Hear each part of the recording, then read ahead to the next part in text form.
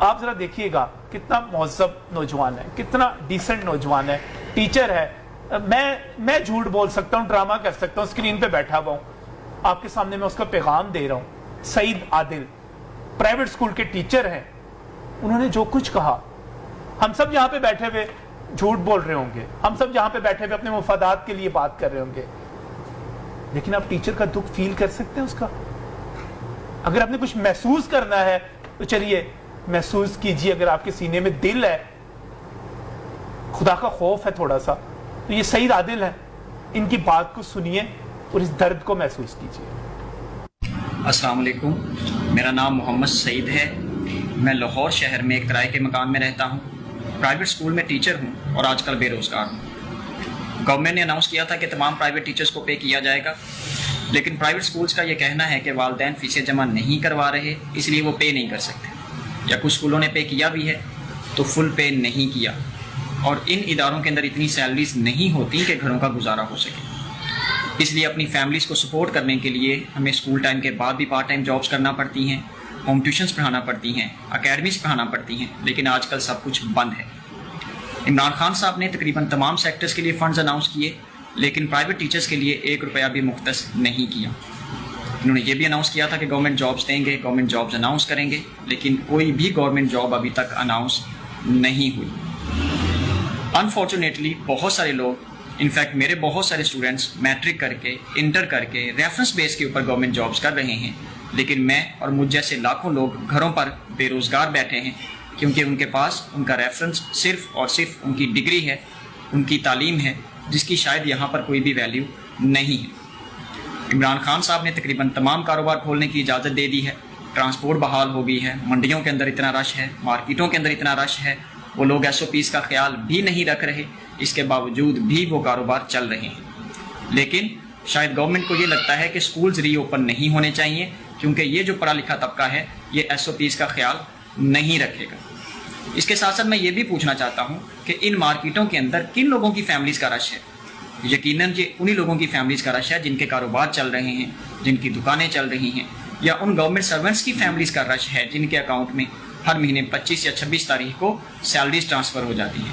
یہ private teachers کی families کا رش نہیں ہے, کیونکہ وہ لوگ پچھلے 2 ماہ سے گھروں پر بے روزگار بیٹھے ہیں, بیکار بیٹھے ہیں, اور ان کے پاس اتنے وسائل نہیں ہیں کہ وہ اپنے بچوں کے لیے عید کی شاپنگ کر سکیں.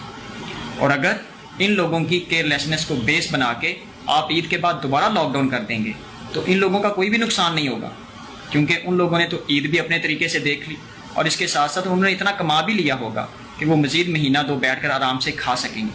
مسئلہ تو پرائیویٹ ٹیچرز کو آئے گا کہ جو پہلے سے بے روزگار بیٹھے ہیں, اور مزید پتہ نہیں کتنا بیٹھنا پڑے گا. سپریم کورٹ آف پاکستان نے از خود نوٹس لیتے ہوئے چھوٹی مارکیٹیں کھلوا دیں, صرف اس لیے سپریم کورٹ آف پاکستان کا کہنا ہے کہ اگر یہ لوگ کرونا سے نہ مرے تو بھوک سے مر جائیں گے.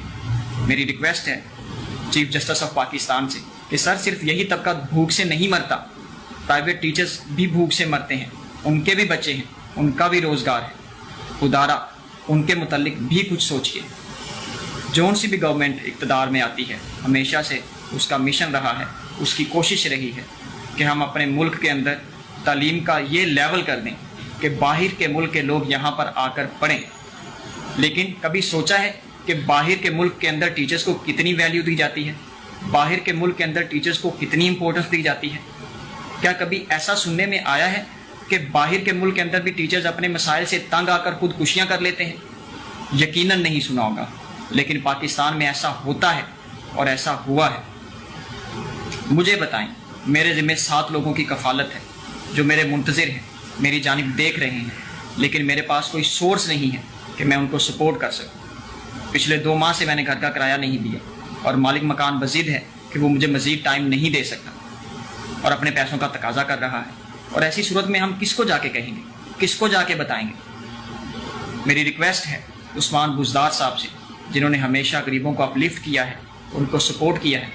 عمران خان صاحب سے, جو ہمیشہ یوتھ کو امپاور کرنے کی بات کرتے ہیں, نوجوانوں کو آگے لے کر آنے کی بات کرتے ہیں.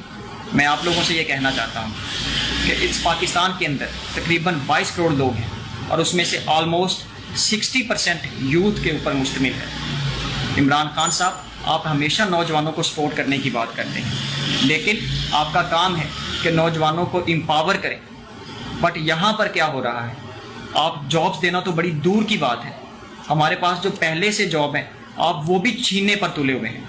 और अगर खुदारा आपने वो जॉब छीननी ही है तो कम से कम हमें कुछ ना कुछ कंपनसेट तो करें। क्या करें हम, किसको जाके कहें? हम अपने सरबराह को नहीं कहेंगे तो किसको कहेंगे? कौन है जिम्मेदार इसका? मुझे बताएं, मैं अपनी इन डिग्रीज का क्या करूं? आग लगा दूं इनको, फाड़ दूं, फेंक दूं, रेड़ी लगा लूं, सब्जियां बेचूं अपने उन्हीं स्टूडेंट्स के घरों के सामने जिनको मैं पढ़ाता हूं, ताकि उनको पता चले कि इस मुल्क के अंदर तालीम की क्या वैल्यू है, उनके टीचर्स का क्या हाल है। या फिर ये सोच के खुदकुशी कर लूं कि हमारे मुल्क के अंदर टीचर्स के मसाइल कोई नहीं सुन सकता। मुझे फ़ख्र है कि मैं एक टीचर हूँ और ये एक पैगम्बराना पेशा है, लेकिन मुझे अफसोस है कि मैं एक ऐसे मुआशरे के अंदर टीचर हूँ जहाँ पर तालीम और तालीम देने वाले की कोई अहमियत नहीं है। नहीं, ये सईद आदिल की बात के बाद, इस नौजवान की बात के बाद, इस पढ़े लिखे टीचर की, ये है ना मेरा पाकिस्तान, ये मेरा पंजाब, मेरा लाहौर, मेरी यूथ, मेरा मुस्तकबिल, यही है ना हम सब। पाकिस्तान इससे हटके तो कुछ नहीं है। इसके बाद मैं क्या कहूँ आपको? कुछ नहीं कहना, सिर्फ आपको अल्लाह हाफिज कहना है। अल्लाह हाफिज।